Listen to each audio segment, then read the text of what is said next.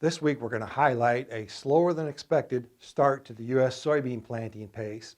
We're also going to take a look at short-term weather trends moving into the middle of May. And then we're going to highlight a continued brisk export sales pace of U.S. soybeans.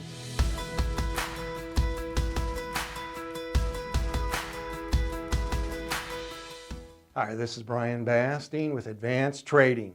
Let's talk about the soybean market. We moved into the month of May here, and once again, these markets are extremely volatile. We're going to start out this week looking at a delayed soybean planting pace, at least relative to the recent history. Let's take a look at our nationwide map. Now we're looking here again, it's very early for soybean planting, needless to say, but 8% completed as of Sunday, according to the USDA. That's up from 3% last week, but it is still well behind 22% last year, and it's behind the 5-year average of 13%. Moving on now, let's take a look at some recent history here. What this slide shows is the last 6 years of planting progress for beans. The red line is depicted for 2022. We're looking at, on average, the next 2 weeks from May 1st to the 15th, approximately 26% of the beans are planted. So on average, we'd be close to 40% planted by the middle of May. Are we going to reach that this year? Of course, that's going to be directly tied to the weather. Speaking of weather, let's take a look at that short-term forecast. Our slides this week, as usual, are courtesy of T-Storm Weather. We're starting out here looking at the last 14 days moisture, more of a proxy, if you will, for topsoil moisture. You can see the wettest conditions are up in the northern plains, specifically North Dakota. Drier as we move further south from there, however, into the southern plains. And as we move across the Midwest and the heart of the Corn Belt and the far eastern part of the Corn Belt, there's actually a few pockets of dryness, but it is in general drier than it is up in the northern plains. Now we're going to move forward through Friday of this week.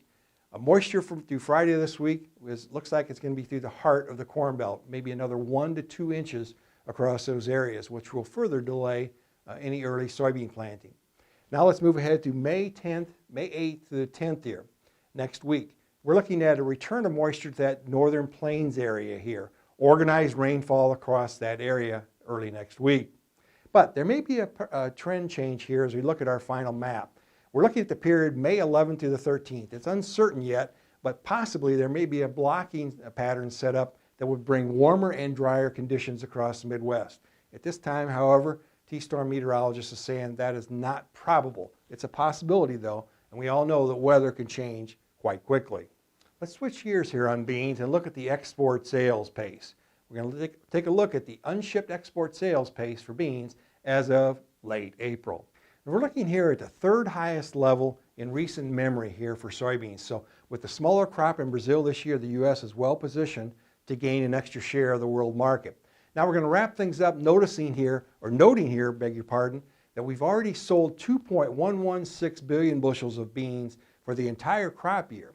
And the USDA is forecasting we'll ship 2.115, so we've already surpassed the USDA forecast. What does that mean? Well, our bias is that the annual forecast will edge up closer to 2.2 billion bushels compared to the forecast today, just based on what we know today and the rate of recent sales and shipments. Let's wrap things up this week looking at trends in November soybean futures. Now, November beans have backed off just a little bit here, but still trading near $14.85.